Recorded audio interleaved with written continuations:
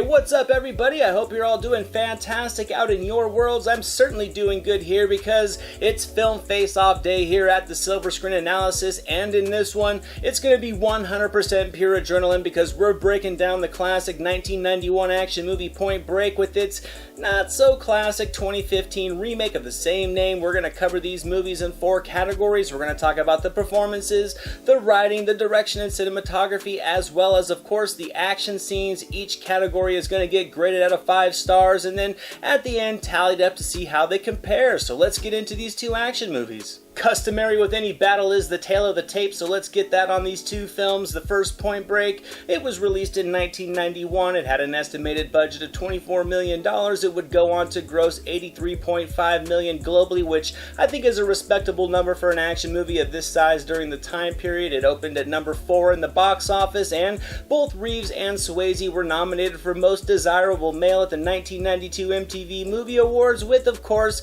Reeves taking home the much-coveted gold-plated popcorn trophy. And as of the time of this recording, it has a 7.3 on IMDb, an audience score on Rotten Tomatoes of 79%, and it's holding steady at a 58 on Metacritic. As for its not-so-highly anticipated 2015 remake, it had a whopping budget of $105 million. Because traveling to exotic locations is not cheap, it only grossed $133.7 globally, with a meager $28.7 coming from the US. It clearly wasn't on people's priority list because it opened at number 8 at the box office and pretty much just went south from there. However, it did win a couple awards at the Jackie Chan International Action Film Week in 2016 for Best Special Effects, as well as John DeVore winning Best Action Cinematographer. As of this video, it sits at 5.3 on IMDb, with an audience score on Rotten Tomatoes of just 29%, and not much better, sitting at 34 on Metacritic. Now, with all those boring statisticals out of the way, let's dive into these 2 movies and work our way through the categories to see how they really do match up. And let's just start off with the performances. Point Break 91 had Patrick Swayze, Keanu Reeves, and Gary Busey before he went a little crazy. It also had Lori Petty and John C. McGinley in some smaller roles. I thought there's no denying Swayze was huge at the time. He was just coming off the massive success of Ghost, and I really think he was everything this role needed. He captured the wild, adventurous mentality of the character with ease. He was really able to convey that earthly wisdom with charm that kept it from feeling too theatrical and just kind of cheesy. Back off, war child, seriously. And I think Keanu Reeves paired perfectly with Swayze as this young, clean-cut cop that gets swept up in the adventure and the lives of this group that he's supposed to be investigating. I felt Reeves was really able to showcase the growth of the character of Johnny Utah throughout the movie, and it's really fun and intriguing to kind of go back and grow with him throughout this film. I thought he really captured the inexperience and the frustration, but also a youthful determination and drive as well, and I thought the combination worked great. I felt Reeves really hit all the emotional beats with a pretty realistic delivery. It wasn't perfect, but for the needs of the role, you don't really want that. You want that raw reactionary energy, because I think that's what makes the character so appealing. Then there's the flip side of that, and on paper, I gotta admit, the cast of the 2015 remake does not look so bad. Edgar Ramirez is a fine actor with endless amounts of potential. I think Ray Winston is a great actor with a lot of experience that can pour himself into a rough around the edges role that requires a gruff personality. He's done it before with success. I think Teresa Palmer is a highly underrated actress with a string of great performances under her belt. And then we get Luke Bracey as Johnny Utah, the man with the foul task of trying to replace this role that Reeves made famous. And I think Bracey's a fine actor. He's certainly got a bad rap for this one, and rightfully so. He wasn't the best in this movie. I don't think anybody really was, but the writing for his character and the rest of them wasn't so good either, so I don't really think there was a good chance at success for any of the actors in this film. We're not here to reach enlightenment, to find nirvana. We're here to try to save this place by becoming one with it. There's no denying that Ramirez was invested in the role of Bodhi, but I think it was possibly too much. I feel he maybe took the role way too seriously. He felt overly preachy way too often in this movie, and he was just missing that charm and personality that we know for the character. He didn't give the role that same duality that Swayze was able to pull off, but again, the dialogue given to Ramirez was excessively scripted. I felt Swayze as Bodhi was just very engaging. He spread his wisdom in the film throughout natural conversations for the most most part. In this one, in the remake, Ramirez went on way too many long philosophical tangents that made him feel like a professor. Swayze felt like he just kind of wanted to share his beliefs with others, and Ramirez with his dialogue felt too much like he was trying to convince you to believe, and that was just a complete miss in the character for me. In the remake, I think Teresa Palmer was the one who was able to kind of elevate her material a bit, despite not having much substance at all from a writing side. I certainly think she was able to infuse the character with a little bit of added heart and authenticity through her performance. I think back in the original film, Lori Petty was solid in the part. There was decent chemistry with Reeves. There were certainly some moments of overacting and some others that didn't show the best timing, but I thought she worked for the needs of the part. In the remake, I thought Ray Winston was capable, but sadly just not as lasting as Busey was back in '91. Utah, give me 2. Back in the original film, Busey just had so much personality and swagger. He brought a lot of energy into the role and to the movie. He had a great chemistry with Reeves, and while Winston was just fine, the persona he created wasn't very unique or lasting. Delroy Lindo was more than serviceable in the remake with a cardboard character, but John C. McGinley was much more impressionable as a side character. In the original, he had much more genuine dialogue, and it allowed him to be much more animated with his performance. No! Let me tell you what you've produced. Over the last 2 weeks, you two have produced exactly squat! So to grade the performances, I'm going to give Point Break 1991 a perfect 5 out of 5. I thought everybody came together just as this film needed to create a very lasting ensemble cast that's fun to go back and revisit. And Point Break 2015 is going to get 2 out of 5 stars. The 2 main characters were surprisingly the weakest links, with Bracey as Utah forcing way too much emotion and Ramirez as Bodie forcing too many philosophy lessons, and both of them taking their roles way too seriously with a complete lack of self-awareness, which is something that both Swayze and Reeves excelled at, which only added to the already strong, authentic chemistry between them. Next up, let's dive into the writing for these movies from both the aspects of the characters as well as the progression and layering of the storylines. For the '91 film, Rick King and W. Peter Iliff created the story, with Iliff writing the screenplay. It was grounded, realistic in many ways, and just completely unique despite having some formulaic characters. A group of surfers robbing banks using masks of dead presidents to fund their endless summer is a fantastic premise for a great summer seasonal action movie, and that's exactly what Point Break 91 is. It's gritty, it certainly takes itself seriously, but through the energy of the characters, there's an appealing charm and energy to it as well. You still haven't figured out what riding waves is all about, have you? It's a state of mind. It's that place where you lose yourself and you find yourself.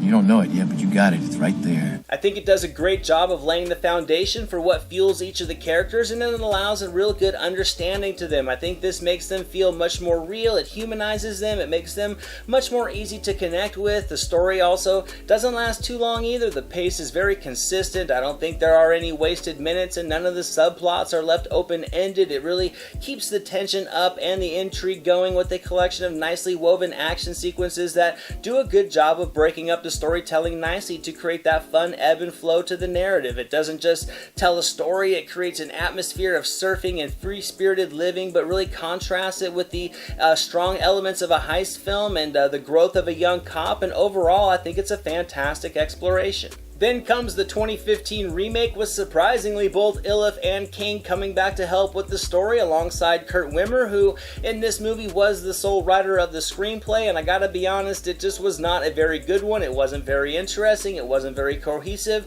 or very sensical. Now I understand wanting to do something completely different. A shot-for-shot remake isn't going to appeal to many, so taking things in a new direction is completely understandable, but this film I think was hindered by just one major issue that overlapped over all the other smaller hindrances, that being that it was just too completely desperate to be stylish and sexy. It also added way too many layers to the story that took away from the grounded feel that the original movie thrived on. That's our guy. I just thought the motives of Bodhi in this remake were too far-fetched. They required too much suspension of disbelief to get behind. Also, adding this wealthy character to finance equipment and exotic party locations was a swing and a miss. I kept waiting for Xander Cage to show up and work the DJ booth. It just took away the simplicity of the group. It made them feel like your routine street-level mercenaries and not the criminal surfers living the endless summer. And I mean, sure, it provides some great action, but it also provided a ton of plot conveniences and character exposition to develop a story that, to be honest, made little to no sense. There was just no flow to it either. It just felt like a collection of sequences with some basic dialogue and overly preachy monologues, and it just wasn't able to humanize any of the characters. So to grade the writing, I'm going to have to give Point Break 1991 4 out of 5 stars, with a very intriguing story that was able to think outside of the box to create a fresh, fun action movie with great characters, birthed from its own creative ambition. Point Break 2015 is only going to get, luckily, 1 out of 5 stars because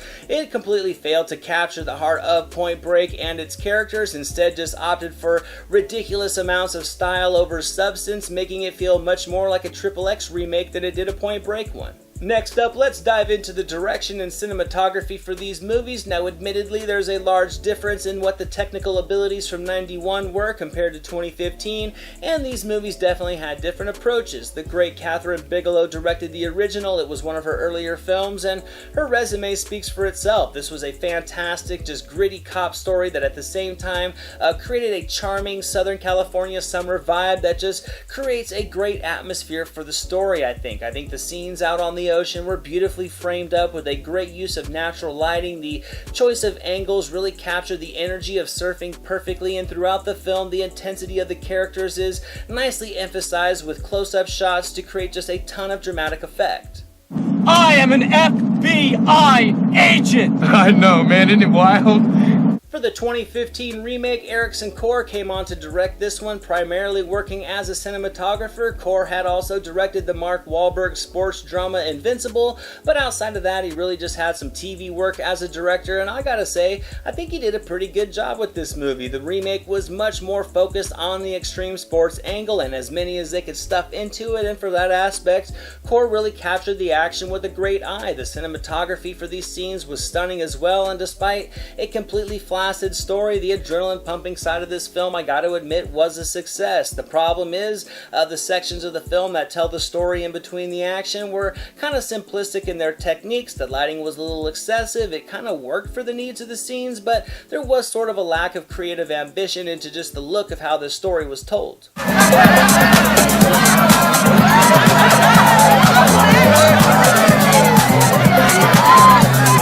So to grade the direction and cinematography, I'm going to give Point Break 91 4 out of 5 stars. It was a visually polished film that was very grounded, but also created warmth and intimacy that you don't often get in an action film. And as for the 2015 remake, it clearly went action heavy, and for that aspect, the action looked pretty damn good. So I'll give it 3 out of 5 stars. The scenes in between where it told its story were completely forgettable, but the action creates a fun atmosphere that would have been much more impactful had the characters and their story not had been as thin as single-ply toilet paper.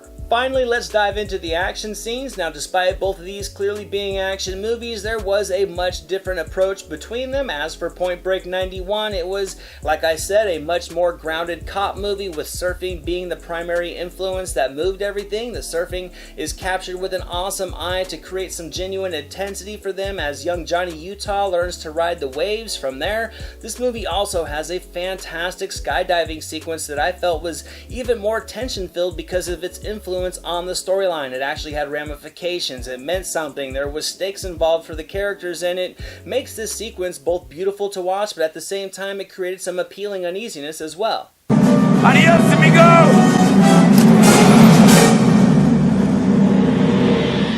I thought the bank robberies were nicely shot to really showcase the violent exploits of the dead presidents. As far as bank robberies in movies are concerned, they weren't extremely unique other than the masks that the criminals were wearing, but they worked perfectly for the needs of the plot line. There's a couple of fun fight sequences, a couple of shootouts as well, and a fantastic practical chase sequence that all really do work together into just infusing this cop-themed thriller with a variety of adrenaline-pumping action. This movie was really just about thrilling thrill seekers getting their endless summer and financing that, and the action that it creates all worked perfectly just for the needs of this script. As for the remake, there's no denying it had a much more ambitious approach to the action, honestly one that kind of cost the film its plausible storyline of the extreme sports influence did bring the movie to many fun exotic locations to capture some motocross, surfing, skydiving, rock climbing, and so on, but these scenes just turned the story into a ridiculous mess of convolution. But I gotta be honest,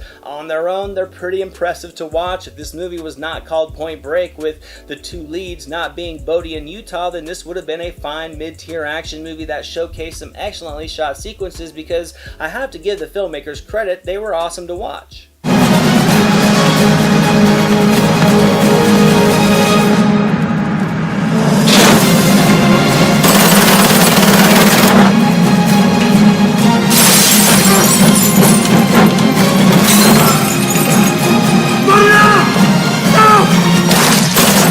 The set pieces pull me up in my seat, they're visually awe-inspiring, and they really have me on edge with some clammy palms, and that's really something that you want in a fast-paced action movie. I think the camera work for these sequences was incredible. It really just puts the viewer into just the velocity of things. It was incredible, and just the practical stunt work was fantastic to watch. The story here is nothing to invest in, but the action is pretty solid, and like I said, had this not been a Point Break remake, this would have been a purely fun action film that may not have blown the box office away, but would have been given a slightly better public opinion because of its well-crafted action sequences. But as it was, this certainly was a case of all style and not much sensical substance in terms of being a Point Break remake. So to grade the action scenes in these movies, I would give Point Break 91 a solid 4 out of 5 stars. It really fit the tone of the story perfectly without overshadowing anything. It was just a nice compliment to the characters and the plot, and it all worked nicely. But surprisingly, I gotta give the remake a solid 5 out of 5 stars. This story and its premise are completely laughable because of the lack of development, but the action is pretty impressive, and while it may feel more like an extreme sports video, with the camera work and direction on display here, it would certainly be a top tier one. And that's the last category, which puts our final tally at Point Break 91 getting 17 out of 20 stars, and the 2015 Point Break remake only getting 11 out of 20 stars. The 91 film is a classic that has a fresh plot, energized characters, and a perfect infusion of action. It's a fantastic summer film that just captures the season with charm, and I feel it holds up extremely well after all the years.